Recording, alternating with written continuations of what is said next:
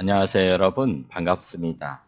오늘은 모스펫의 동작 및 VI 특성 곡선에 대해서 살펴보도록 하겠습니다. 이전 강좌에서 제가 시리즈로 트랜지스터 분류 관점에서 강좌를 연재를 했는데요. 자, 오늘은 모스펫의 동작 특성과 VI 특성 곡선 측면에서 살펴보도록 하겠습니다. 다음 볼까요? 모스펫은 메탈 옥사이드 세미컨덕터의 샌드위치 구조를 가지고 있습니다. 자, 메탈이 있고요. 그리고 옥사이드가 있고, 그리고 면적이 가장 넓은 반도체 구조로 되어 있습니다. 자, 이 부분이 바로 메탈이지요, 여러분. 메탈. 초기에는 메탈을 사용을 했지만 지금 현재는 폴리실리콘을 사용을 하고 있지요. 자, 그렇지만 모스 FET에서 M을 초기에 사용했던 메탈을 그대로 가지고 와서 모스펫이라고 이름을 붙인 것이 흥미롭습니다. 그리고 옥사이드가 있습니다. 옥사이드, 산화물이 있고요. 이 옥사이드는 Si에 탄소를 결합을 시킴으로써 훌륭한 절연체, 자, 부도체를 만들게 될 것입니다. 그리고 면적이 가장 넓은 세미컨덕터가 있습니다. 세미컨덕터는 이제 반도체가 되겠지요. 자, 이와 같은 구조를 통해서 메탈의 M, 그리고 옥사이드의 O, 그리고 반도체 S를 가지고 와서 모스라고 하는 모스 FET의 MOS가 탄생을 하게 된 것입니다. 그리고 이제 필드 이펙트 트랜지스터가 있는데요. 자, 필드 이펙트라고 하는 것은 우리가 전개 효과라는 의미가 되겠습니다. 전개 효과는 트랜지스터에 인가되는 전압에 의해서 전개가 형성이 되고 이 전개의 세기에 의해서 전류가 제어됨을, 즉 조절됨을 의미합니다. 자, 필드 이펙트 트랜지스터라고 하는 것은 무엇일까요? 입력 전압에 의해서 트랜지스터 두 단자 사이에 흐르는 전류가 조절되는 소자다라는 의미가 되겠습니다. 여기서 말씀드린 입력 전압이라고 하는 것은 자, 입력 전압에 해당이 되는 게이트 단자에 입력되는 전압이 될 것입니다. 또한 트랜지스터의 두 단자 사이에서 트랜지스터 두 단자는 드레인 단자와 소스 단자가 될 것입니다. 따라서 모스펫이라고 하는 소자는 전압 제어 장치가 되겠습니다. 게이트 핀에 전압을 인가해 줌에 따라서 드레인과 소스 사이에 흐르는 전류가 조절이 된다라는 의미가 되겠지요. 자, 다음은 심볼을 간단하게 살펴보도록 하겠습니다. 모스펫의 심볼을 보시면 4개의 단자로 구성이 되어 있습니다.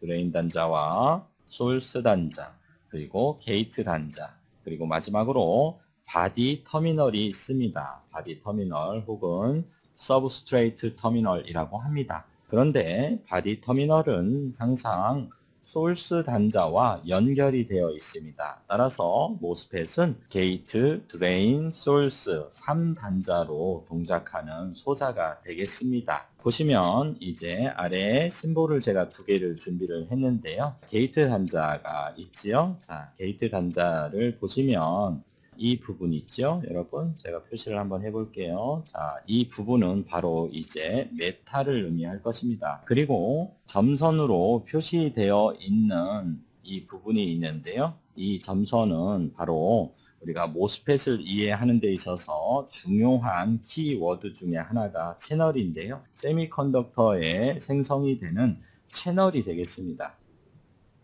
자, 이것은 어디에 생성이 된다고 했죠, 여러분?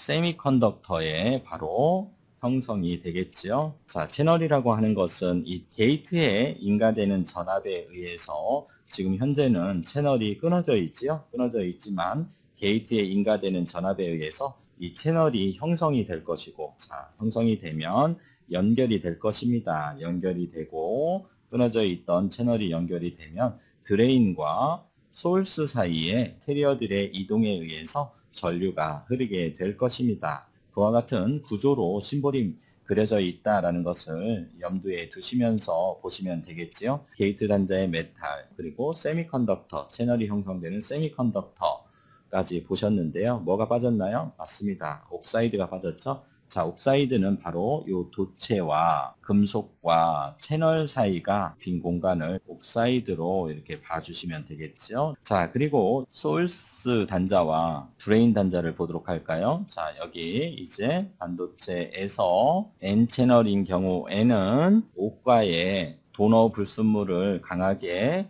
첨가해 줌으로써, 즉 도핑해 줌으로써 우리가 N 플러스 영역을 만들 수 있는데요. 그것이 바로 이제 하나가 드레인 단자가 될 것이고요. 자, 그리고 또 다른 하나는 이제 소urce 단자가 될 것입니다. 자, 이제 남은 것이 하나가 남았네요, 여러분. 무엇이 남았습니까? 이 화살표가 뭐냐 하면 바디 터미널이 되겠습니다. 이 바디 터미널이 지금 잘 보시면 어디에 연결되어 있나요? 자, 소urce에 연결이 되어 있죠. 전자회로에서 심볼을 보실 때 게이트는 쉽게 찾을 수 있죠. 이렇게 분리되어 있는 단자가 게이트입니다. 그렇지만 드레인과 소urce는 여러분들이 구분하기가 어려울 수 있어요. 순간적으로. 그때 항상 생각해 주시면 편한 것이 무엇입니까? 바로 이 화살표가 의미하는 바디 터미널과 함께 연결되어 있는 단자가 뭐다? 소urce 단자다. 이렇게 기억을 해 주시면 쉽게 여러분들이 판단할 수 있을 것입니다. 자, 그러면 여러분 왼쪽에 지금 살펴본 심볼과 오른쪽의 심볼은 어떤 차이가 있습니까? 화살표의 방향이 다른 것을 확인할 수 있죠? 바디 터미널에 해당이 되는 화살표의 방향이 다릅니다. 따라서 채널에 화살표가 들어가는 쪽으로 되어 있는 것은 N채널 모스펫이 되겠습니다. 자, 반면에 화살이 채널에서 나오면 이것은 P채널 모스펫이다 라고 여러분들이 생각을 해 주시면 되겠죠. 자, 소urce나 드레인 그리고 서브스트레이트의 도핑 형태에 따라서 우리가 N채널과 P채널로 구분할 수 있습니다. 오른쪽 N은 제가 패키지 타입 TO 트랜지스터 아웃라인 220AP의 패키지 타입에 많이 사용하는 IRF540N이라고 하는 N채널 모스펫을 제가 가지고 왔는데요. 이 끝에 있는 N의 의미는 바로 N채널이다 라는 의미가 되겠습니다. 데이터 시트를 통해서 확인한 결과 1번, 2번, 3번 P는 게이트, 드레인, 소urce로 구성이 되어 있습니다. 여러분들이 이 소자를 사용하기 위해서는 데이터 시트를 통해서 핀 어사인을 확인을 해 주셔야 됩니다. 오른쪽 심볼도 함께 표현을 해 보았는데요. 자, 게이트 단자가 1번이고, 자, 2번은 드레인 단자, 그렇죠? 3번은 소urce 단자로 구성이 되어 있습니다. 화살표를 한번 보세요. 자, 이 점선으로 된 것이 뭐라고 했었죠? 채널이죠. 자, 그런데 채널이 형성이 미처 되지는 않았네요. 그렇죠? 점선으로 되어 있기 때문에 드레인과 소urce 사이에는 전류는 흐르지 못할 것입니다. 드레인과 소urce 사이에 전류가 흐르기 위해서는 이 채널을 형성을 해줘야 되는데 채널을 형성하기 위해 전개 효과, 필드 이펙트를 사용한다. 전개를 형성하기 위해서 어떻게 한다? 게이트에 전압을 인가해준다. 그러면 전개가 형성이 되고 이 전개 형성에 의해서 즉 전개 세기에 의해서 채널이 형성이 될 것이고 채널 영역이 자 크고 작고가 결정이 될 것이고 그거에 따라서 채널 저항이 커지거나 작아짐에 따라서 드레인과 소urce 사이의 전류의 흐름이 증가하거나 감소하는 소자가 바로 FET가 되겠습니다. 자, 보시는 것처럼 채널에 화살이 꽂히는 쪽으로 되어 있기 때문에 자, 이것은 N채널 모스펫이 되겠습니다. 다음은 모스펫의 분류에 대해서 살펴보도록 하겠습니다. 제작 방법에 따라서 증가형 모스펫과 감소형 모스펫으로 나눠볼 수 있습니다. 증가형 모스펫과 공핍형 모스펫은 동일한 구조를 가지고 있습니다. 다만 제조 과정에서 채널을 드레인과 소urce 사이에 전류가 흐를 수 있는 길을 이미 만들어 놓은 것이 바로 공핍형 모스펫이 되겠습니다. 또한 기판, 즉 서브스트레이트와 소urce, 드레인의 도핑 형태에 따라서 N채널과 P채널로 또 나눠 볼 수 있겠지요. 따라서 증가형 모스펫은 N채널 증가형 모스펫과 P채널 증가형 모스펫이 있을 것이고 디플리션 모드의 모스펫, 공핍형 모스펫 또한 N채널 공핍형 모스펫과 P채널 공핍형 모스펫이 있을 것입니다. 자, 다음은 NMOS 심볼과 PMOS 심볼에 대해서 살펴보도록 하겠습니다. 여러분들 보세요. NMOS 심볼에서 좌측 심볼과 우측 심볼의 차이는 무엇입니까? 채널의 모양이 다른 것을 확인하셨습니까? 왼쪽에 있는 심볼은 점선 모양으로 되어 있죠. 자, 즉 채널이 형성이 되어 있지 않다라는 의미가 되겠습니다. 그렇지만 오른쪽에 있는 심볼은 채널이 이와 같이 형성이 이미 되어 있죠. 자, 전류가 흐를 수 있는 드레인 단자와 소스 단자가 채널로 연결이 되어 있습니다. 즉 전류가 흐를 수 있는 길이 이미 만들어져 있다. 자, 그러면 뭐죠, 여러분? 맞습니다. 디플리션 모드의 모스펫이 되겠지요. 디플리션 모드의 모스펫은 제조 과정에서 이미 채널을 만든다고 했었지요. 자, 그래서 이 채널이 실선으로 되어 있는 것은 바로 디플리션 모드다라고 여러분들이 생각을 해 주시면 됩니다. 자, 반면에 채널이 형성되어 있지 않은 구조로 점선으로 표시되어 있는 것은 우리가 증가형 모드, 이렇게 여러분들이 생각을 해 주시면 되겠죠. 우측도 마찬가지이지요. 채널이 형성되어 있지 않기 때문에 이것은 인핸스먼트 모드의 모스펫이 될 것이고, 그리고 채널이 형성이 되어 있죠. 드레인과 소스 사이에 전류가 흐를 수 있는 길이 이미 만들어져 있다 해서 디플리션 모드다 라고 여러분들이 확인을 해 주시면 됩니다. 자, 그러면 이제 화살표의 모양을 보시고 채널 쪽으로 화살표가 들어가면 제가 N채널이라고 했었고, 그렇죠? 자, 그리고 채널에서 화살표가 바깥쪽으로 나오면 P채널 모스펫이라고 했었죠? 자, 이 화살표를 다이오드 심볼로 생각을 해 주시면 됩니다. 다이오드 심볼을 제가 한번 그려볼게요. 다이오드는 극성을 가지고 있지요. 자, 에노드와 캐소드 극성을 가지고 있습니다. 자, 그리고 PN 접합 다이오드입니다. 따라서 이것은 물성적인 측면으로 보면 이와 같이 우리가 표현을 할 수가 있지요. 자, 보도록 할게요. 좌측이 우리가 에노드 극성을 가지고 있고, 그리고 우측이 캐소드 극성이지요.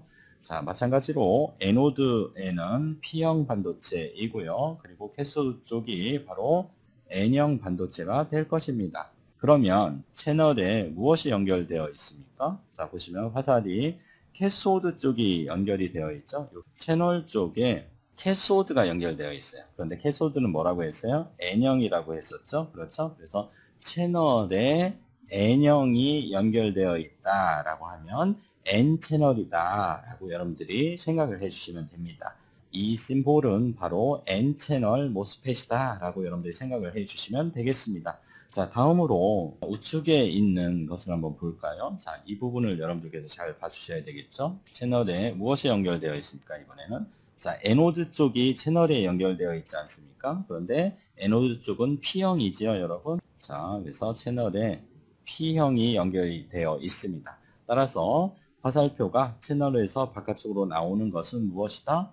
자, P채널이다 라고 여러분들이 생각을 해 주시면 되겠지요. 자, 여러분 심볼을 보고 이제 증가형 모드인지 그리고 디플리션 모드인지 확인할 수 있겠지요. 무엇을 보고? 자, 채널이 점선으로 이미 형성이 되어 있지 않으면 증가형 모드, 채널이 이미 형성이 되어 있으면 디플리션 모드. 자, 그리고 화살표의 방향을 다이오드로 생각을 해서 PN 접합 다이오드로 생각해서 채널에 N형 반도체가 연결이 되어 있으면 N채널 모스펫, 그리고 P형이 채널 쪽에 연결이 되어 있으면 P채널 모스펫으로 여러분들이 구분을 하시면 되겠습니다. 다음 슬라이드 보도록 할까요? 다음은 증가형 모스펫의 구조를 보고 계십니다. 그리고 증가형 모스펫인데요. 자, 보시면 채널이 형성이 되어 있지 않지요. 또한 N채널 모스펫이 되겠습니다. P형 기판이 있죠. 자, 여기 아래 P형 기판이 있습니다. P형 기판에 최외곽에 5개의 전자를 가지고 있는 오가의 도너 불순물을 높은 농도로 주입을 해서 N 플러스 영역을 이와 같이 만들게 될 것입니다. 이곳에 금속을 접촉을 해서 검정색으로 되어 있는 것은 여러분들 메탈이에요. 메탈. 금속을 접촉을 해서 소urce 단자와 드레인 단자를 인출을 했습니다. 그리고 두 번째로 소urce와 드레인 사이에 깊은 실리콘 영역이 채널 영역이 될 것입니다. 자, 소urce와 드레인 사이에 이 깊은의 실리콘 영역이 바로 채널 영역이 될 것입니다. 자, 이 부분이 이제 채널 영역이 되겠지요. 자, 이 부분입니다. 이 부분이 채널 영역이 될 것이고요. 채널 영역 위에는 뭐가 있죠, 여러분? 자, SiO2라고 하는 옥사이드 절연체가 있죠. 이 빗금친 부분이 바로 SiO2에 해당이 되는 산화막이 되겠습니다. 자, 산화막을 형성을 했고 그 위에 자, 어떻게 게이트 전극이 만들어진 것이지요. 그 위에 바로 뭐가 게이트 전극을 만든 것입니다. 자, 그래서 메탈 그리고 옥사이드 세미컨덕터 해서 모스라고 했었지요. 자, 그리고 필드 이펙트 트랜지스터라고 하는 것은 뭐라고 했어요? 게이트에 인가된 전압에 의해서 전개가 형성이 되고 그 전개 형성에 의해서 자, P형 반도체에 있는 소수 캐리어를 끌어모으는 역할을 하게 될 것이고 자, 그 소수 캐리어들이 모아서 이 채널 영역에 모여서 채널 영역에 이제 길을 만들게 될 것이고 따라서 소urce와 드레인 사이에 전압을 걸어줌에 따라서 이 캐리어들이 이동을 하게 되는 것이지요. 자, 이와 같은 구조로 되어 있습니다. 자, 여기서 SiO2는 Si에 자, 실리콘에 산소를 결합을 시켜서 산화 실리콘으로 절연체를 만든 것이지요. 자, 그리고 게이트 전극과 채널이 절연체로 분리되어 있는 구조라는 것을 다시 한번 여러분들이 눈여겨보시기 바랍니다.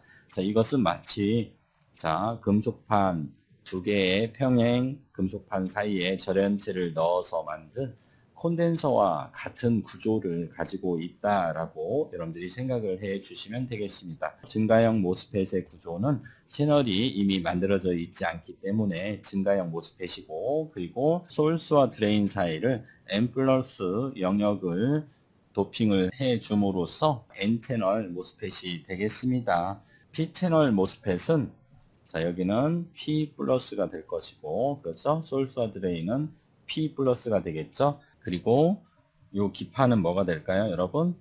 P-타입 기판이 아니라 N-타입 기판이 되겠죠. N-타입 서브스트레이트가 되겠죠. 자, 이렇게 하면 이것은 이제 P-채널 모스펫이 될 것입니다. 이렇게 해서 증가형 모스펫의 구조를 여러분들이 이해를 해 주시면 되겠지요. 다음은 증가형 모스펫의 동작 원리에 대해서 살펴볼 차례입니다. 게이트 전압에 따라서 우리는 이제 차단 상태와 도통 상태로 모스펫이 동작을 하게 될 것입니다. 차단 상태라고 하는 것은 여러분 출력 전류인 ID 드레인 전류가 흐르지 않는 상태를 말합니다. 또한 도통 상태라고 하는 것은 드레인 전류가 흐르겠지요. 그런데 이 도통 상태는 또한 두 가지로 우리가 나눠볼 수 있어요. 드레인 전압의 크기에 따라서 두 가지로 나눌 수 있는데요. 드레인 전압이 크다 작다에 따라서 VDS 드레인 소urce 간 전압 즉 드레인 전압이 작으면 비포화 영역에서 동작을 하게 될 것입니다. 또한 VDS가 크면 포화 영역, 세츄레이션 영역에서 동작을 하는 특징을 가지고 있어요. 자, 그래서 증가형 모스펫은 세 가지 동작 영역에서 우리가 살펴볼 필요가 있는데요. 첫 번째가 바로 차단 영역에서의 동작입니다. 두 번째가 비포화 영역에서의 동작이고 세 번째가 포화 영역에서의 동작입니다. 자, 말씀드렸듯이 차단 영역에서는 드레인 전류는 흐르지 않습니다. 이처럼 드레인 전류는 흐르지 않고요. 그리고 비포화 영역과 포화 영역에서는 드레인 전류는 이와 같이 흐르게 될 것입니다. 드레인 소urce 간 인가해주는 이 전압이 크고 작고에 따라서 달라집니다. 차단 영역부터 하나씩 살펴보도록 하겠습니다. 첫 번째로 차단 영역에서의 동작을 여러분들과 함께 살펴볼까요? 게이트에 전압을 인가하지 않았다. 즉 0V를 인가했다라고 가정을 한번 해볼까요? 즉 소스와 게이트를 이와 같이 연결을 했다. 자, 여기가 그라운드죠. 자, 그라운드니까 영전이죠. 게이트에 0V를 인가를 하면 FET는 동작할까요? 동작하지 않습니다. 여러분들 인풋이 없으면 출력도 없지요. 마치 에너지 보존 법칙으로 생각을 해도 좋습니다. 들어오는 게 없기 때문에 나가는 것 또한 없어야 됩니다. 그렇지요? 자, 그래서 0V를 인가를 하게 되면 채널이 형성되지 않을 것이고 채널이 형성되지 않음에 따라서 출력 전류인 ID는 흐르지 않을 것입니다. 0이 되겠지요, 여러분? 두 번째로 게이트에 음의 전압을 인가를 한번 해볼까요? 이 검정색 부분이 금속이기 때문에 게이트에 음의 전압이 인가가 되면 균등하게 마이너스 전압이 인가가 될 것이고 바로 밑에는 옥사이드라고 하는 부도체, 즉 전기가 흐르지 않은 부도체가 있기 때문에 마이너스 전압은 게이트의 메탈에 머물게 될 것입니다. 자, 이와 같이 P형 기판에 있는 소수 캐리어인 전자를 밀어내게 되겠죠, 여러분. 자, 이와 같이. 자, 이 전자들이 N채널 증가형 모스펫에서는 이 전자들이 채널 영역으로 많이 모여줌에 따라서 소스와 드레인 사이를 연결을 해 주어야지 전류가 흐를 수 있는 채널이 형성이 될 텐데요. 이 전자들을 같은 극끼리죠. 자, 마이너스 성극, 그리고 전자도 마이너스 성질을 가지고 있기 때문에 같은 극끼리는 서로 밀어내는 힘이 발생된다고 했었죠. 이와 같이 전자들이 아래로 밀리는 현상이 발생이 되기 때문에 채널 형성이 되지 않습니다. 따라서 증가형 모스펫의 게이트에 마이너스 전압을 인가하는 것은 의미가 없습니다. 그렇죠? 자, 마이너스 전압을 인가한들 채널이 형성되지 않으니까 드레인 전류도 흐르지 않기 때문에 의미가 없다라는 것이지요. 자, 다음으로 게이트 소스 간 전압을 이제 0V부터 서서히 증가시켜 가면서 인가를 한번 해 보도록 할까요? 자, 그래서 소스와 게이트 사이에 전압을 이제 인가를 한번 해 보도록 하겠습니다. 자, 이것이 바로 VGS 게이트 소스 간 전압이 되겠고 0V부터 서서히 증가시켜 가면서 우리가 VGS를 가변을 해 보도록 하겠습니다. 자, 이렇게 가변을 해 주도록 하고요. 그리고 드레인 단자는 우리가 전압을 인가하지 않고요. 자, 마찬가지로 그라운드를 시키도록 할게요. 자, 그라운드를 시키고요. VGS를 양의 전압값을 가변을 시켜 줌으로써 어떤 현상이 벌어지는지를 여러분들과 함께 살펴보도록 하겠습니다. 게이트에 VGS가 이제 들어가겠지요. 도체에, 자, 검정색 부분이 도체인데요. 자, 이 도체에 균등하게 VGS가 인가가 될 것입니다. 그런데 문제는 바로 밑에 옥사이드가 있지 않습니까? 이것은 전기가 통하지 않는 물질인 부도체라고 말씀을 드렸습니다. 결국에 VGS에 인가해주는 플러스 전압은 바로 이 게이트의 이 금속 부분 머물게 될 것입니다. 그림으로 제가 표시를 한번 해 볼게요. 자, 0V부터 서서히 증가를 시켜 보도록 할게요. 자, 그래서 플러스 이렇게 표시를 해 볼게요, 여러분. 자, 여기도 플러스, 자, 플러스. 자, 이 전압은 양의 성질을 띠고 있기 때문에 여러분들 자석처럼 옥사이드 맞은편에 있는 P타입 서브스테이트의 소수 캐리어인 전자들을 끌어당기는 힘이 발생이 될 것입니다. 반대로 전공, 자, 플러스 성질을 가지고 있는 전공, 홀은 밑으로 멀어지게 되겠지요. 자, 그래서 자, 위쪽으로 올라온 전자와 그리고 아래쪽으로 쏠린 전공 사이에는 전자도 전공도 별로 없는 공핍 영역이 생성이 되겠지요. 자, 그것을 우리는 디플리션 리전이다 라고 얘기를 합니다. 그래서 이와 같이 전자를 끌어당기게 될 것이고요. 자, 마찬가지로 자, 이와 같이 전공들은 아래쪽으로 이렇게 밀리는 힘이 청력이 발생이 될 것입니다. 요 중간에는 이제 전자도 전공도 별로 존재하지 않은 디플리션 영역이 될 것이다. 이렇게 여러분들이 보시면 되겠습니다. VGS를 서서히 증가시키면 이제 어떻게 될까요, 여러분? 서서히 증가를 시켜 보도록 할게요. 이제 전자들을 더 많이 끌어오겠지요? 이 전자들이 바로 이제 전류를 생성하는 자유전자로서의 역할을 수행하게 될 것이에요. 자, 요 VGS를 증가를 시켜줌에 따라서 전자들을 충분히 끌어모으게 될 것입니다. 이와 같이 충분한 전자들을 모으게 되면 이 왼쪽에 있는 소스와 오른쪽에 있는 드레인 사이를 이어주는 길이 만들어졌습니다. 이것을 무엇이라고 하냐면 채널이라고 합니다.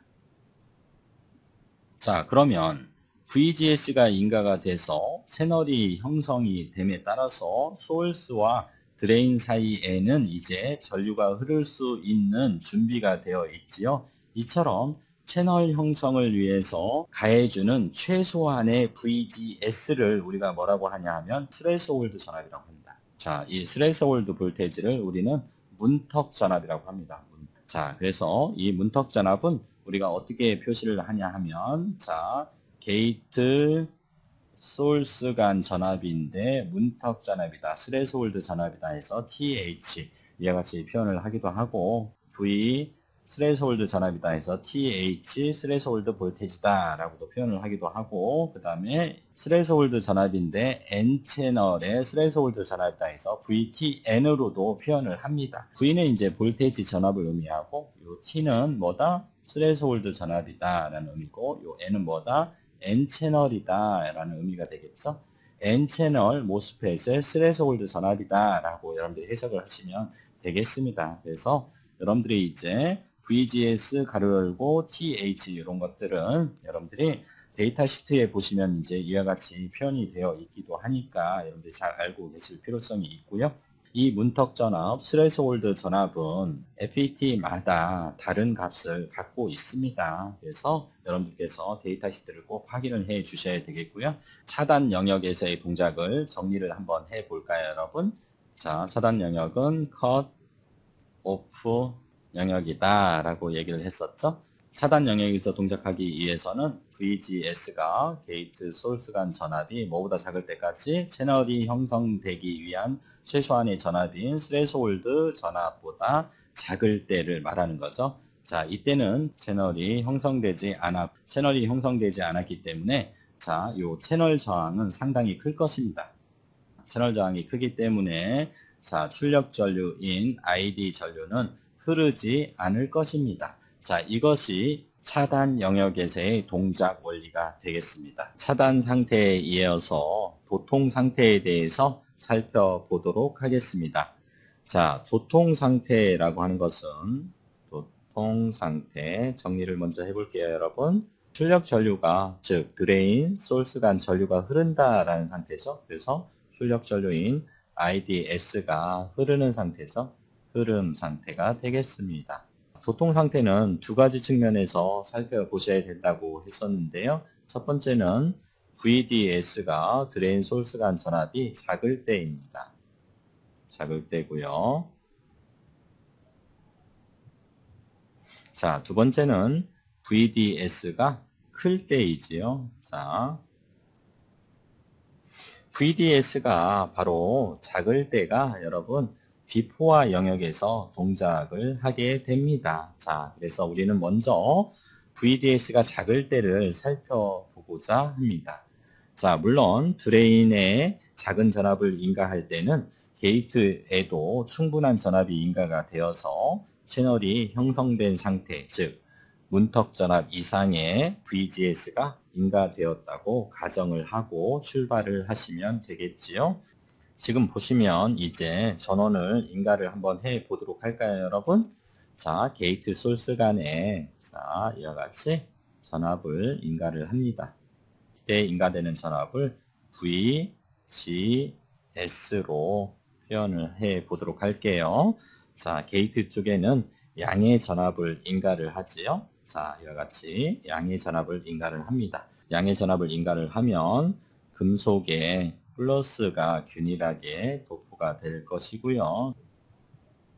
이 플러스 전극에 의해서 이 게이트 아래에는 절연체가 있기 때문에 전류는 통하지 않고요. P 채널에 있는 소수 캐리어인 전자들을 모아서 지금 채널이 형성된 상태를 여러분들이 보고 계십니다. 게이트 소스는 양의 전압을 인가를 해 그리고 채널을 형성하는 데 필요한 최소한의 전압인 VTH, 그렇죠? 스레스홀드 전압보다 크거나 같은 상황에서 출발을 하게 될 것입니다. 또한 드레인 소스 간의 전압을 인가를 이제 해 보도록 할까요?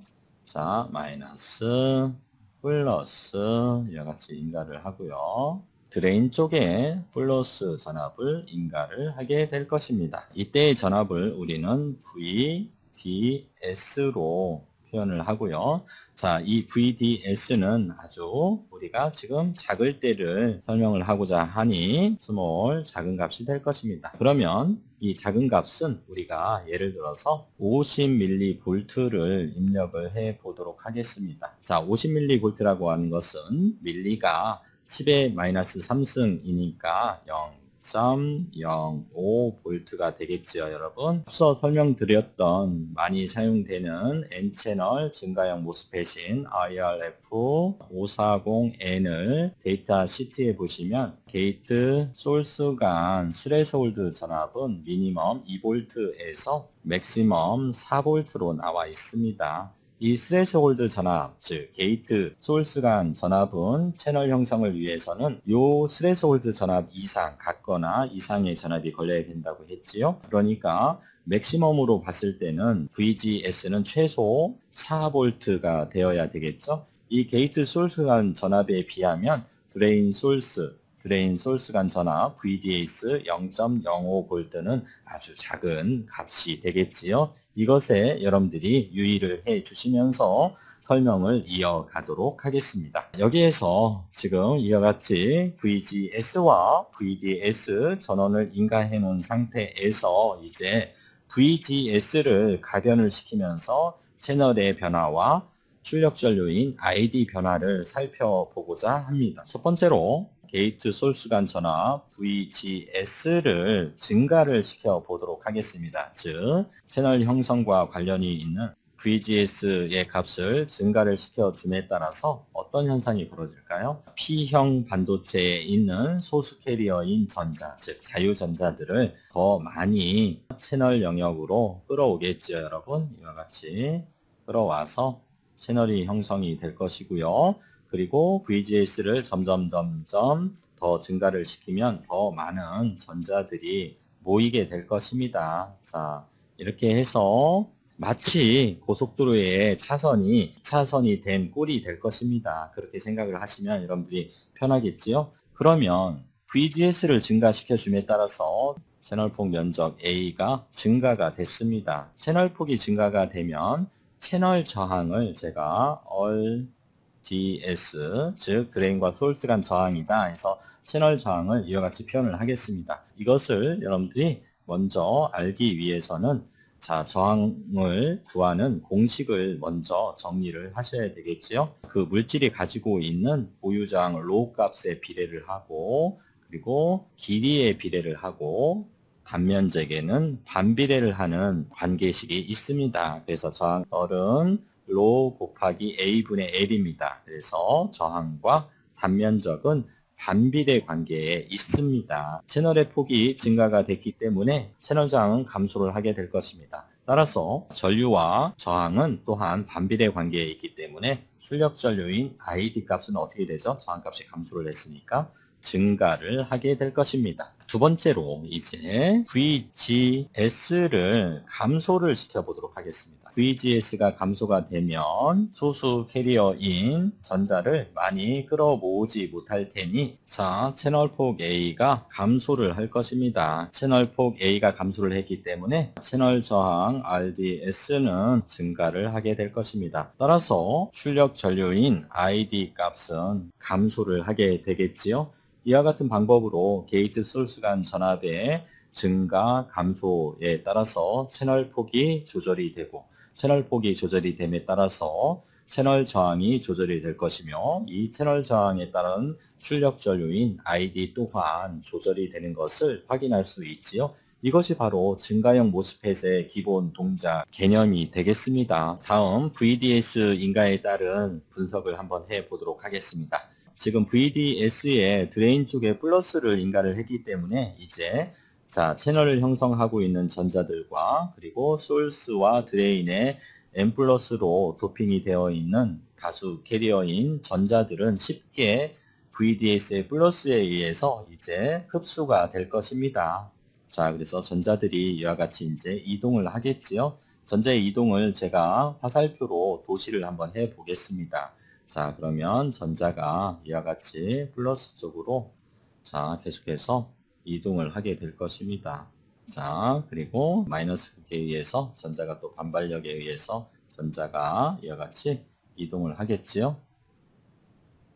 이와 같이 전자의 흐름을 확인할 수 있죠, 여러분. 전자의 흐름이 전류죠. 자, 전자의 흐름에 의해서 전류가 생성이 되죠.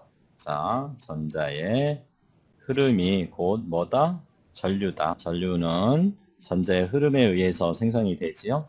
자, 그리고 이 전자가 왼쪽에서 오른쪽으로 이와 같이 이동을 했다. 전류 I는 반대 방향으로 자, 흐르게 되는 것이지요. 자, 방향은 전자의 이동 방향과 반대 방향으로 흐릅니다.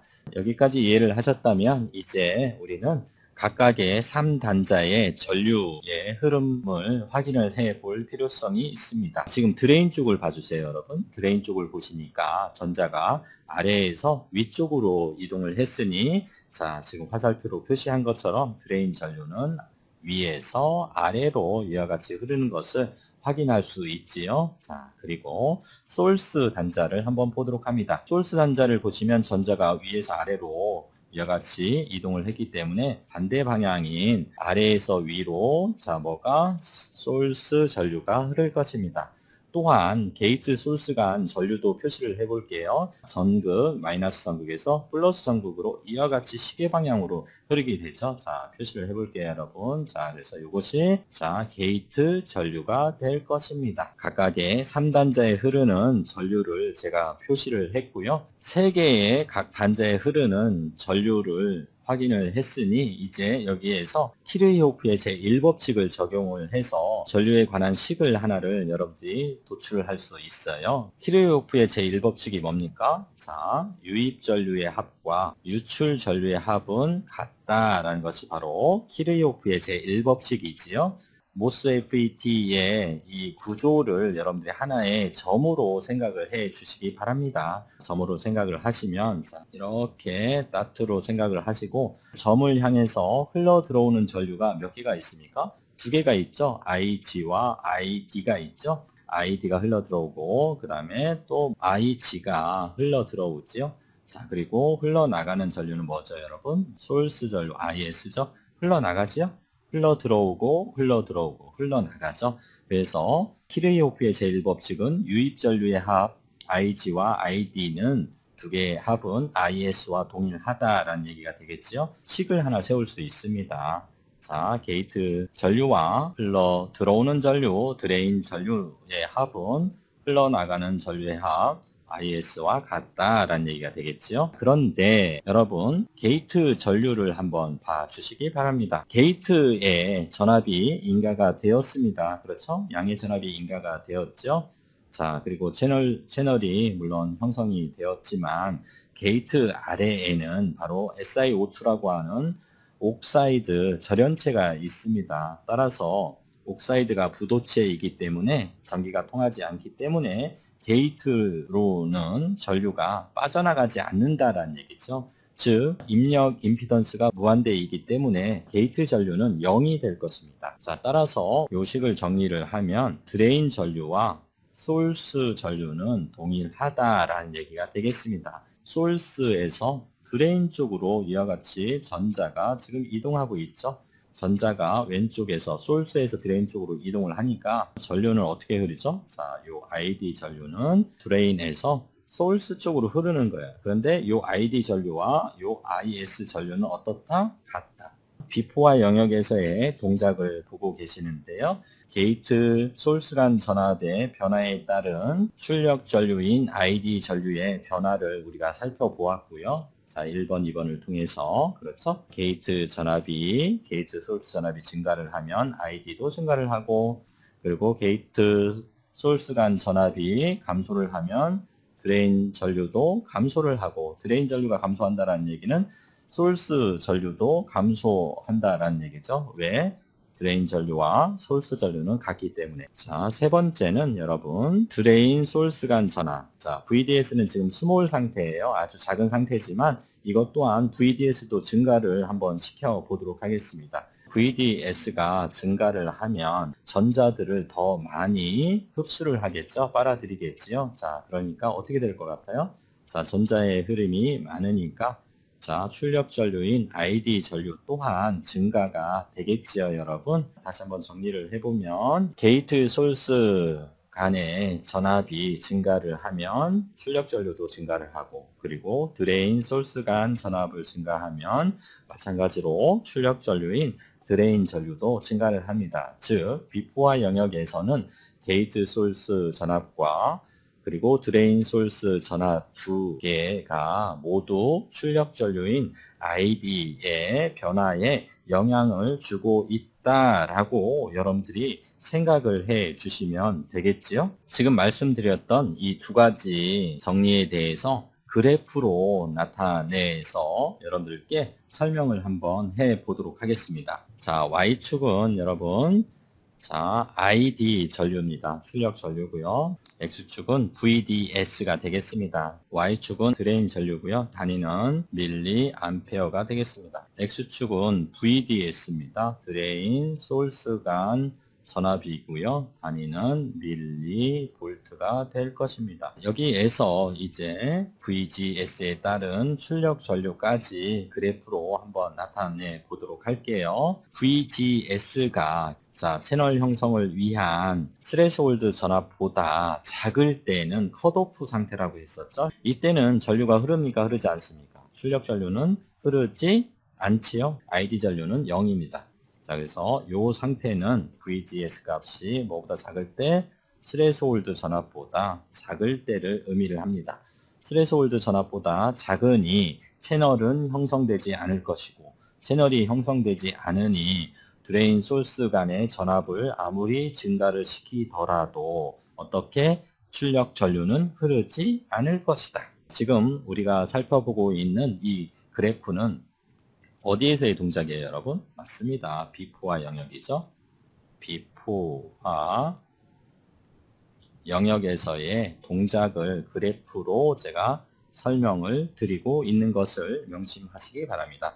자, 이 상태에서 여러분들 보세요. 이제 게이트 소스 간 전압을 증가를 시켰어요. 즉, 특히 스레시홀드 전압보다 이상으로 증가를 시켜줌에 따라서 채널이 형성이 된 거죠. 그러면 이제 VDS의 증가에 따라서 자, ID 값은 증가가 되겠지요. 자, 그래서 VGS를 스레시홀드 전압보다 0.5V 이상을 가해줬다라고 하면 자, 그래프는 어떻게 나타나냐 하면 이와 같이 나타나겠죠. 이 곡선은 뭐냐 하면 게이트 전압 VGS가 V 스레시홀드 전압보다 예를 들어서 0.5V 이상을 인가했을 때의 곡선을 나타냅니다. 자, 그리고 몇 가지만 더 해볼게요, 여러분. 자, 그 다음에는 이제 자, 이 그래프는 VGS가 VTH보다 1V 더 클 때, 그렇죠? 자, 그리고 두 개만 더 그려볼게요. 이것은 VGS가 VTH보다 1.5V 클 때,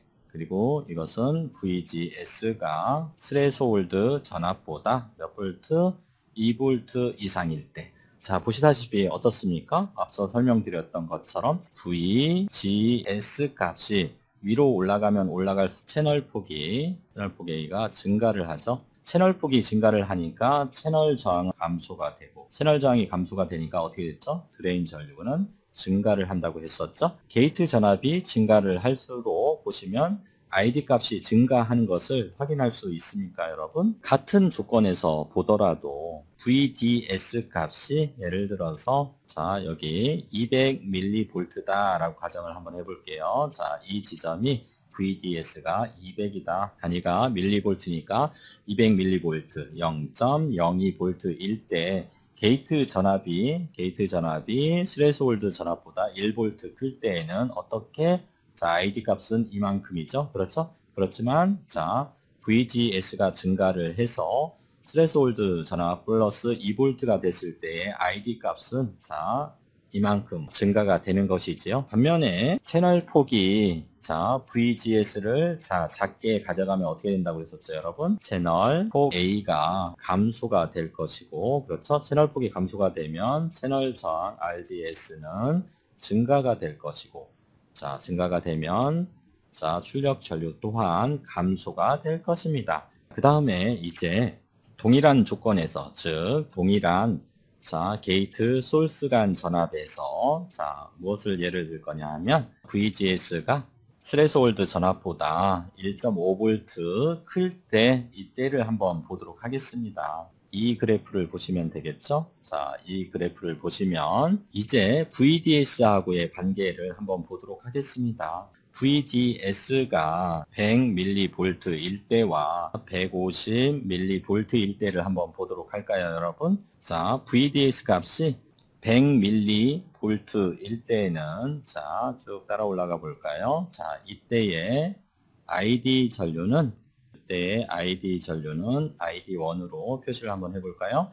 자, 그리고 150mV로 VDS를 증가를 시키니까 어떻게 됐습니까, 여러분? 자, ID2 출력 전류가 증가가 됐지요. 자, 이와 같이 정리를 해보면 동일한 VDS에서 VGS가 커지면 ID도 증가하는 것을 확인할 수 있고요. 첫 번째, 두 번째로는 동일한 VGS 조건에서 VDS에 비례해서 ID가 증가하는 것을 확인할 수 있죠. 이 영역에서의 동작을 우리가 뭐라고 한다? 비포화 영역이다 라는 의미가 되겠습니다. 자, 정리를 하면 게이트 전압 및 드레인 전압에 의해서 영향을 받는 구간이 되겠지요. VGS가 증가할수록 드레인 전류도 증가를 하고 게이트 전압과 드레인 전류 간에는 저항처럼 선형적인 관계를 갖고 있습니다. 즉 리니어한 구간이 되겠지요. 또한 트라이오드 영역이다 라고도 표현을 하는데요. 이 명칭에 대한 유래는 자, 이 영역에서의 동작이 3급 진공관 트라이오드 동작과 유사하기 때문에 그렇습니다. 게이트 전압 VGS에 의해 조절되는 선형 저항 RDS로 동작을 하고 있지요. 그래서 오믹 영역이다, 옴 영역 상태다 라고도 표현을 합니다. 자, 이제 도통 상태에서 드레인 전압이 클 때를 살펴보도록 할까요? ID 전류가 흐르는 도통 상태에서 두 번째 해당이 되는 VDS가 클 때를 살펴보도록 하겠습니다. 자, 물론 채널은 형성이 되어 있습니다. 게이트에 양의 전압을 인가를 하고 채널 형성을 위한 최소한의 전압인 스레스홀드 전압보다 이상의 전압을 게이트 소스 간 인가해 줌에 따라서 채널은 이미 형성이 되어 있다라고 가정을 하고 포화 영역에 대한 동작 설명을 하도록 하겠습니다. 도통 상태에서 VDS가 클 때에는 바로 세츄레이션 포화 영역에서 동작을 하게 될 것입니다. 자, 먼저 게이트 소스 간 전압과 드레인 소스 간 전압을 인가한 그림을 먼저 도시를 한 후에 설명을 이어가도록 하겠습니다. 자, 여러분, 앞서 우리가 살펴봤던 비포화 영역에서의 동작과 지금 포화 영역에서의 동작을 보시면 어떤 차이가 있나요? 우리가 비포화 영역에서의 동작을 보시면 채널이 고스란히 형성이 되어 있었죠. 소스와 드레인 사이에 채널이 형성이 되어 있었는데 포화 영역에서의 동작의 채널을 보니까 채널이 변형이 됐어요. 여기에 이제 여러분들이 주안점을 갖고 살펴보면 됩니다. 그런데 왜 이런 현상이 나타나게 되었을까요? 바로 전이차 때문에 그렇습니다. 게이트에 전압이 인가가 되면 게이트에 연결된 검은 메탈에 균등하게 VGS가 인가가 된다라고 얘기를 했었죠. 자, 그러면 전이차를 기준으로 해서 제가 설명을 한번 해 보도록 하겠습니다. 보시면 게이트를 중심으로 해서 게이트와 소스 사이의 전이차와 그리고 게이트와 드레인 사이의 전이차를 한번 이제 살펴볼 거예요, 여러분. 소스 쪽을 보시면 이제 소스 쪽에는 그라운드 접지가 되어 있지요. 그래서 채널 왼쪽 부분은 바로 전이차는 V, G, S, 자, 게이트 소스 간 전압에서 그라운드니까 GND, 그라운드니까 0V이지요. 그렇죠? 0V를 뺀 만큼의 전이차가 발생이 될 것입니다. 자, 게이트 소스 간 전압이 자 빼주는 값이 0이기 때문에 여기에 인가된 전압, 그렇죠? 스레스홀드 전압 이상이 인가가 되었다라고 하면 어떻게 되죠? 자, 그만큼의 전자를 당겨서 자 채널을 형성하고 있겠지요. 자, 이렇게 제가 2열로 전자를 소스 캐리어인 P형의 소스 캐리어인 전자를 표시를 한번 해 보도록 하겠습니다. 자, 그런데 드레인 쪽을 이제 살펴보도록 하겠습니다. 드레인 쪽에는 이제 VDS가 이와 같이 인가가 되어 있죠. 그리고 VDS가 비포화 영역에서의 동작과 달리 VDS가 큽니다. 큰 것을 여러분들이 항상 생각을 해 주셔야 되겠지요. 따라서 드레인 쪽의 전이차는 VGS 게이트 소스 간 전압에서 빼주는 값 VDS만큼이 빼진 값이 전이차가 발생이 되지요. 따라서 자, 요 VDS가 작을 때는 큰 변화가 없지만 VDS가 커짐에 따라서 전이차는 작아지게 될 것입니다. 따라서 이 작아진 만큼의 자, 전자를 끌어당기겠지요. 자, 그러면 1열분이 전자가 모이지 않게 되겠지요. 따라서 이와 같은 형태로 드레인 쪽으로 갈수록 채널 폭이 좁아지는 현상이 발생이 되는 것입니다. 즉, 드레인 쪽에 채널이 좁은 이유는 바로 이 VDS가 채널 형성을 방해하고 있다라고 여러분들이 생각을 해 주시면 되겠지요. 이와 같이 여러분들이 이해를 해 주시면 됩니다. 자, 그래서 예를 한번 들어보도록 할까요? 만약에 VGS가 7V이고 그리고 VDS가 4V로 인가가 되어 있다라고 가정을 한번 해 볼까요? 그러면 채널 왼쪽에는 7V 빼기 자 소스 쪽이 0V니까 그렇죠? 0V인 7V의 힘으로 전자를 끌어당기게 될 것입니다. 이와 같이 채널 왼쪽에는 자 도체 위에 플러스 7V의 플러스 전극에 의해서 전자들을 끌어모으게 될 것이고요. 자, 반면에 채널 오른쪽을 한번 볼까요, 여러분? 채널 오른쪽은 7V, VGS가 7V, 그렇죠? 그리고 VDS가 4V이니까 3V의 힘으로 전자를 당기게 되겠지요. 그렇게 해서 채널이 비스듬하게 생성이 될 것입니다. 자, 그러면 여기는 자, 이와 같이 3V의 힘으로 전자를 끌어당기기 때문에 채널이 비스듬한 형태를 띠게 되는 것이지요. 자, 이해되셨습니까? 자, 이것을 좀 더 상세하게 채널이 VDS 증가에 따른 채널이 어떤 변화를 가져오는지를 그림으로 표현을 해서 제가 설명을 한번 해 보도록 하겠습니다. 자, 여기에 이제 채널이 형성이 되어 있죠, 여러분. 자, 소스와 드레인 사이에 채널이 이와 같이 형성이 되어 있습니다. 자, 이게 이 박스가 채널로 보시면 되겠습니다. 자, 그리고 자, 여기는 소스죠. 소스 영역이고 여기는 드레인 영역입니다. 이것이 채널인데요. 채널이 온전한 상태로 전이차에 불균형이 발생되지 않은 상태에서 즉 이 상태이지요. 자, 그래서 이 상태는 우리가 VDS가 0V일 때입니다.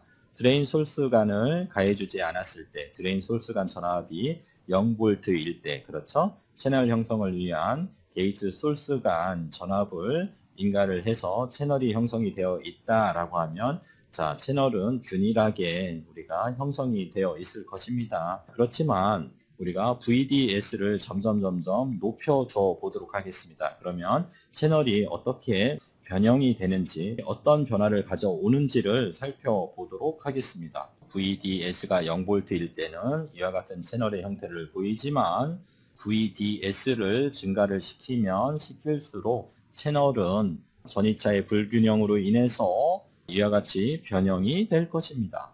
계속해서 VDS를 증가를 시켜 보도록 하겠습니다. 자, VDS가 증가가 되면 될수록 VGS 빼기 VDS 값이 커짐에 따라서 채널 오른쪽에는 전이차가 작아지기 때문에 전자를 끌어당기는 힘이 약화가 될 것입니다. 계속해서 증가를 시키게 되면 결국에 드레인 쪽 영역의 N 플러스 영역과 한 점에서 만나는 상태가 벌어질 것입니다. VDS를 증가를 시킬 때를 의미를 하는 거죠, 여러분. 자, 그러면 드레인의 N 플러스 영역과 한 점에서 만날 때 이제 핀치 오프가 됐다라고 표현을 합니다. 엄지손가락과 검지손가락을 이렇게 꼬집듯이 이렇게 접촉을 해보십시오. 그런 모양이죠, 뾰족하게. 이것을 핀치 오프 현상이라고 합니다. 자, 이것을 식으로 표현을 한번 해 보도록 할까요, 여러분? 자, VGS와 VDS의 차 있지 않습니까? VGS와 VDS의 차가 같을 때 핀치 오프 상태가 되겠지요. 자, 게이트 전압과 드레인 전압의 차가 스레스홀드 전압보다 작으면 채널이 형성이 되지 않겠지요. 이처럼 점점 VDS를 빼주는 값을 증가시켜 줌에 따라서 채널이 없어지는 형태가 될 텐데요. 스레스홀드 전압은 바로 채널을 형성하는 전압이기 때문에 이 스레스홀드 전압보다 작을 경우에는 그렇죠? 채널이 오른쪽 채널은 사라지게 될 것입니다. 자, 그래서 이것을 VDS에 관한 식으로 정리를 해 보도록 할까요? 자, 그러면 VDS는 우변으로, VTH는 좌변으로 이동을 해 보도록 하겠습니다. 자, 그럼 어떻게 되죠, 여러분? VDS는 VDS보다 작거나 같다. 뭐가? VGS 빼기 VTH, 스레스홀드 전압이. 그렇죠? 수식으로 표현을 하면 바로 이와 같은 수식이 나오는 거죠. VDS가 VGS 빼기 VTH보다 크거나 같을 때 이 식은 바로 여기에서 출발을 한 것이 되겠지요, 여러분. 다음으로 증가형 모스펫의 VI 특성 곡선에 대해서 살펴보도록 하겠습니다. 자, Y축은 출력 전류인 ID 드레인 전류가 되겠습니다. 그리고 X축은 VDS 드레인 소스 간 전압이 되겠습니다. 자, 또한 게이트 소스 간 전압을 증가를 시켜가면서 ID 변화를 확인할 수 있는 VI 특성 곡선이 되겠지요. 자, 먼저 전류가 흐르지 않는 차단 영역부터 살펴보도록 하겠습니다. 우측에 증가형 N채널 모스펫의 구조를 보고 계시는데요. 말씀드렸듯이 채널 형성을 위해서 필요한 최소한의 전압을 우리는 스레스홀드 전압이라고 했습니다. 자, 게이트 소스 간 전압이 스레스홀드 전압보다 작을 경우에는 자, VDS를 증가를 하더라도 출력 전류인 ID는 흐르지 않습니다. 자, 바로 이렇게 지금 표시가 되어 있는데요. 이때의 동작 영역을 출력 전류가 흐르지 않는 차단 영역, 컷오프 영역이라고 합니다. 다음으로 이제 채널 형성을 하기 위한 스레스홀드 전압 이상의 양의 전압을 게이트 소스 간 가해 줬을 때를 살펴보도록 할까요? 0보다 크고 양의 전압이죠. 자, 채널 형성을 하기 위한 최소한의 전압인 스레스홀드 전압보다 VGS가 클 때는 출력 전류인 ID 전류가 흐르게 될 것입니다. 또한 VGS1보다 VGS2는 더 큰 전압을 인가를 했다라는 것을 의미를 합니다. 마찬가지죠. 이와 같이 게이트 소스 간 전압을 증가시킴에 따라서 출력 전류도 증가하는 현상을 확인할 수 있습니다. 자, 이제 두 번째로 ID 전류가 흐르는 도통 상태에는 이제 두 가지가 있습니다. 즉 VDS가 클 때와 작을 때로 여러분들이 확인을 해 볼 수 있는데요.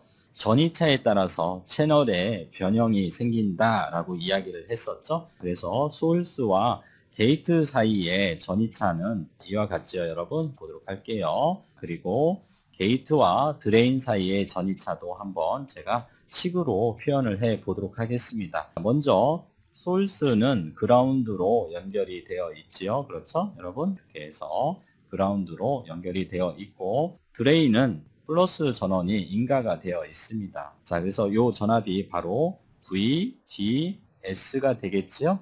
채널을 게이트를 중심으로 해서 왼쪽 채널과 오른쪽 채널로 제가 표현을 해 보도록 하겠습니다. 게이트와 소urce 간 전이차는 자 그라운드 여기는 이제 자 접지 그라운드로 되어 있으니까 0V라고 했죠. 전이차는 VGS 빼기 0V가 될 것입니다. 자 그렇죠. 물론 이 게이트도 자 전원을 자 스레스홀드 전압 이상의 전원이 지금 인가가 되어 있죠. 양의 전압으로 이것은 VGS가 되겠지요. 왼쪽 채널은 VGS 빼기 0V의 전이차에 의해서 채널 형성이 좌우가 될 것이며, 그리고 오른쪽 채널은 바로 이제 VGS와 VGS 빼기 VD 자 D입니다. VDS의 전이차에 의해서 채널 형성의 변화를 가져올 것입니다. 이 차에 의해서. 그렇죠?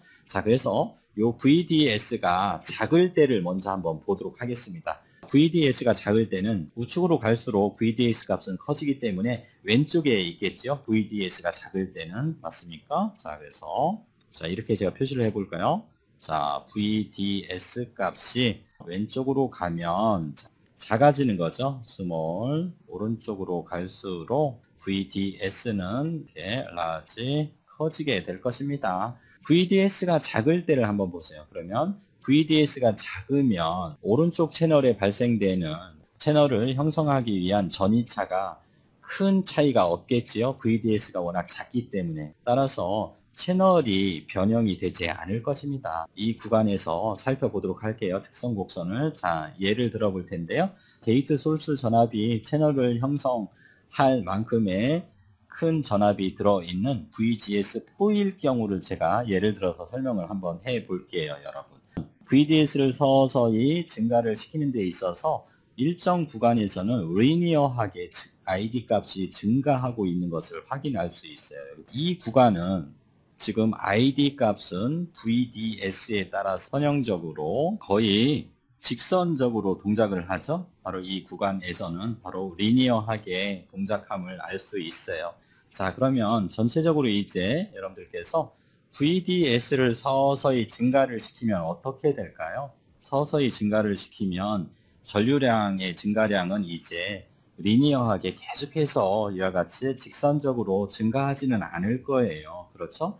VDS 값이 보세요. 여기 자 오른쪽 채널을 보시면 VDS 값이 증가를 해주면 VGS 빼기 VDS 값이 증가함에 따라서 전이차가 감소를 하게 되고, 전이차가 감소를 하게 되면 그만큼 채널 형성하는 전자를 끌어당기는 힘이 줄어들기 때문에 채널 폭이 좁아질 거예요. 그렇죠? 채널 폭이 좁아지니까 채널 저항이 증가한다라는 거고, 채널 저항이 증가함에 따라서 전류의 증가량은 이제 어느 정도 꺾이는 구간이 발생이 되겠지요. 그 구간이 바로 이제 이 구간이 되겠습니다. 자, 바로 이와 같이 꺾이는 구간이 이제 발생이 될 것입니다. 이 구간은 채널 폭이 좁아지면서, 즉 저항이 증가됨에 따라서 직선적으로 증가하는 부분이 꺾이게 되겠지요. 그렇죠? 이 구간은 VDS가 증가됨에 따라서 채널 폭이 감소가 된다. 그렇죠? 채널 폭이 감소가 되니까 채널 저항은 증가가 되겠죠? 채널 저항이 증가가 되니까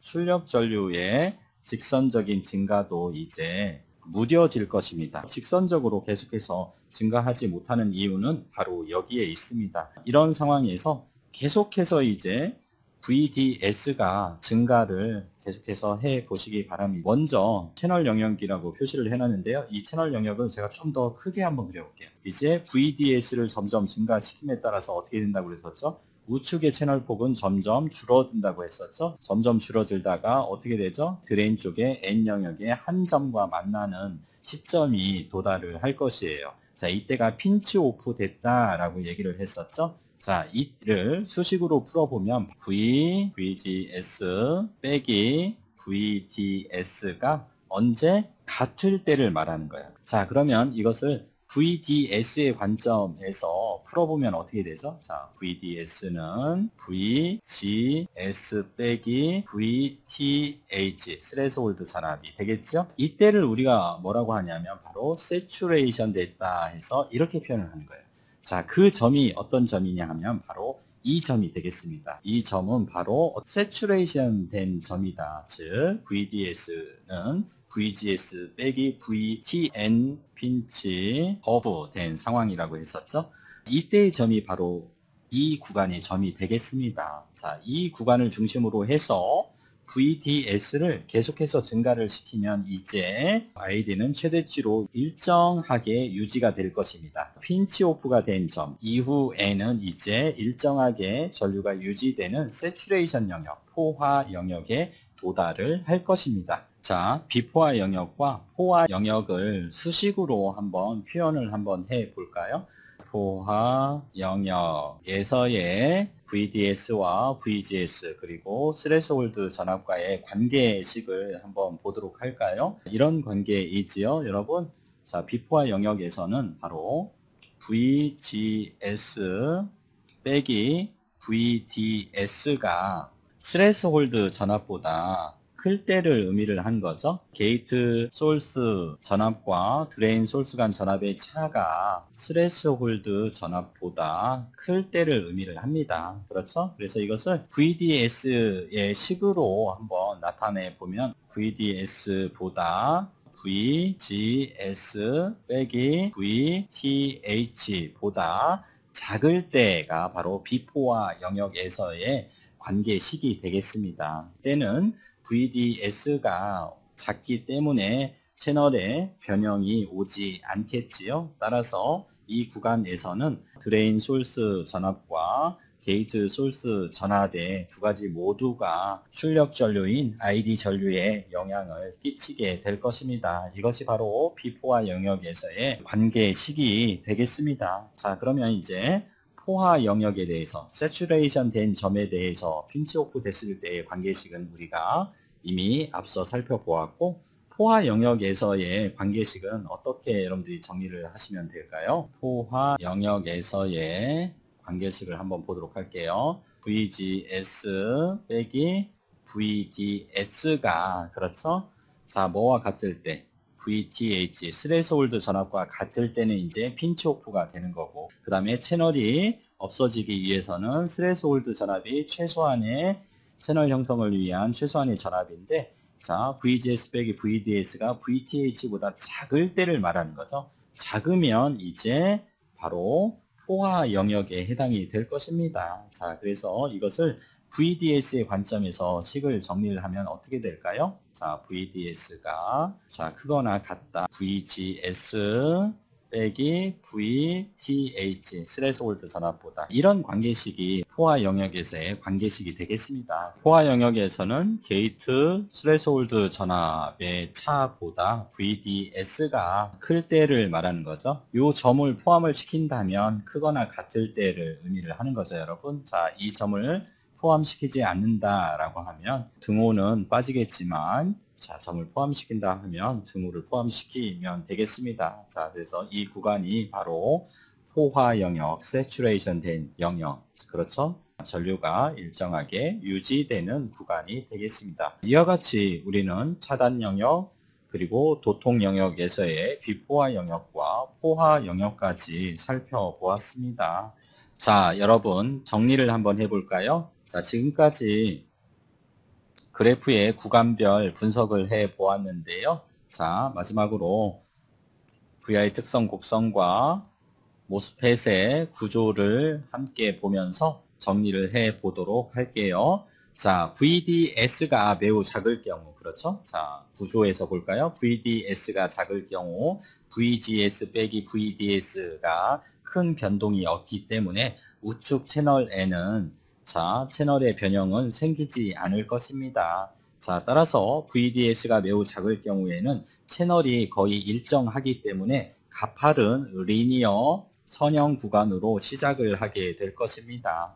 자, 그 다음에 VDS가 점점 커지면 채널의 변형이 발생이 되지요. 왜냐하면 VGS에서 빼주는 값이 증가를 하기 때문에 전이차가 작아지게 될 것입니다. 전이차가 작아지게 되면 자, 채널을 형성하고 있는 자유전자인 전자를 끌어당기는 개수가 줄어들 것이고 그것으로 인해서 채널이 온전한 채널 형태에서 점점 줄어드는 채널의 변형이 될 것입니다. 이와 같은 채널의 변형은 결과적으로 채널 저항이 바뀌기 때문에 자, 여기서 기울기가 바뀌게 되는 것이죠. 자, 그래서 커브가 이와 같이 구부러지게 될 것입니다.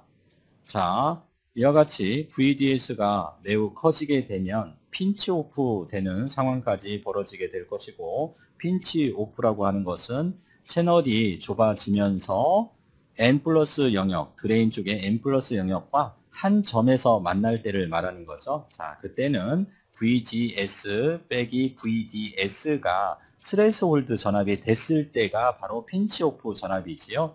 자, 이것이지요. VGS 빼기 VDS가 스레스홀드 전압이 됐을 때 이것을 VDS에 관한 식으로 표현을 하면 VDS는 VGS 빼기 VTH가 될 것입니다. 이 점이 바로 핀치 오프 된 점이 되겠지요. 자, 이 상황에서 VDS를 더욱더 키워주면 어떻게 될까요?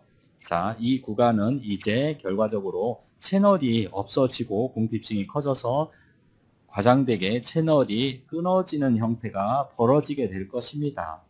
자, 그렇지만 드레인에 인가해준 이 플러스 전압에 의해서 자, 채널의 끝에 도달한 전자들은 강한 힘이 작용을 해서 전자들을 드리프트 현상이 일어나겠죠. 자, 드리프트 현상이 일어나기 때문에 계속해서 일정하게 전류는 유지가 될 것입니다. 이것이 바로 세츄레이션 영역이 되겠습니다. 세츄레이션 영역과 비포화 영역에서의 관계식은 VDS의 관계식은 다음과 같습니다. 게이트 소스란 전압 VGS 빼기 VDS가 비포화 영역에서는 자, 스레스홀드 전압보다 클 경우입니다. 자, 채널이 유지가 되어 있는 상태이지요. 이것을 드레인 소스 전압으로 정리를 하면 드레인 소스 전압은 VGS 빼기 VTH 즉 게이트 소스 간 전압에서 스레스홀드 전압을 뺀 자, 전도 채널 형성에 기여하는 유효 게이트 전압이라고 하는데요. 이 게이트 전압보다 자, 유효 게이트 전압보다 작을 때는 바로 비포화 영역에서 동작을 하게 될 것입니다. 자, 반면에 포화 영역에서는 게이트 소스 간 전압과 드레인 소스의 전압의 차가 스레스홀드 전압과 같거나 그렇죠? 드레인 소스 전압을 계속해서 키워주면 자, 채널 형성이 없어지는 VTH보다 작은 값이 될 것입니다. 이것을 VDS에 관한 식으로 풀어주면 VDS는 게이트 소스 간 전압 빼기 VTH, 즉 채널 형성에 기여하는 유효 게이트 전압보다 VDS가 크거나 같을 경우가 바로 세츄레이션에서 동작하는 포화 영역이 되겠습니다. 자, 여러분, 증가형 모스펫의 VI 특성 곡선에 대해서 설명을 드렸는데요. 마지막으로 한 가지만 더 살펴보고 이번 설명을 마무리를 하도록 하겠습니다. 포화 영역 이후에서 전류가 일정하게 흐르는지에 대해서 좀 더 다른 관점에서 살펴보도록 하겠습니다. 여러분, 자, 지금 보시면 게이트 아래에 있는 채널을 제가 따로 위에 그림으로 표시를 해 보았습니다. 이때는 VDS 제로로 표현을 하고 이때는 0V일 때입니다. 드레인 소스 간 전압이 0V일 때는 채널에 변형이 생기지 않고 일정하게 유지가 될 것입니다. 자, 여기에서 VDS 제로보다는 VDS1이 크고 VDS1보다는 VDS2가 클 것입니다. 또한 VDS3가 가장 큰 전압이다. 자, VDS를 점점 이와 같이 증가시켜 줌에 따라서 게이트와 드레인 사이의 전이차는 점점 줄어들 것이고, 이거에 따른 자유전자를 끌어당기는 힘은 점점 약해짐에 따라서 채널의 폭은 점점 줄어들겠지요, 여러분. 자, 그래서 드레인 영역의 N 플러스 영역과 한 점에서 만나는 이 지점은 바로 이제 우리가 핀치 오프 되어 있는 이 지점이 되겠습니다. 그렇죠? 자, 그래서 이 부분은 우리는 핀치 오프 되어 있다. 핀치 오프다 라고 표현을 하고, 이때의 VDS는 세츄레이션 전압으로 VDS는 바로 VGS 빼기 VTH와 동일한 시점이 되겠습니다. 자, VGS 빼기 VTH라고 하는 것은 전도 채널 형성에 기여하는 유효 게이트 전압을 말하는 것이지요. 자, 유효 게이트 전압과 VDS 값이 같을 때가 우리는 뭐다? 세츄레이션 됐다라고 이야기를 합니다. 포화됐다라고 가정을 합니다.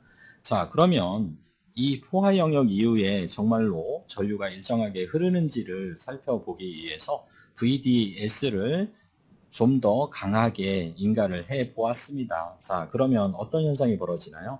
채널이 완전히 뚝 끊기는 현상이 벌어지겠지요, 여러분. 바로 이 영역을 보시면 채널이 또 끊겨져 있죠. 채널이 끊겨져 있습니다. 이와 같이 채널이 끊긴 상황에서 또 전류가 흐르게 됩니다. 그 이유는 이 공핍 영역이 부도체가 아니고 단지 전자와 전공이 부족한 상태이기 때문에 흐르던 전류는 이 공핍 영역을 뚫고 흐를 수 있습니다. 따라서 포화 영역에서의 ID 전류를 일정하게 유지가 되는 형태로 VI 특성 곡선을 그렸지만, 사실 세츄레이션 상태에서도 전류는 조금씩 증가를 하게 될 것입니다. 그래서 지금 빨간 선으로 표시한 이처럼 VDS의 증가에 따라서 ID 전류값은 조금씩 증가하는 형태의 그래프로 그릴 수 있다라는 의미가 되겠습니다. 이렇게 해서 증가형 모스펫의 동작 특성과 VI 특성 곡선에 대해서 설명을 마치도록 하겠습니다. 자, 여러분 수고하셨습니다.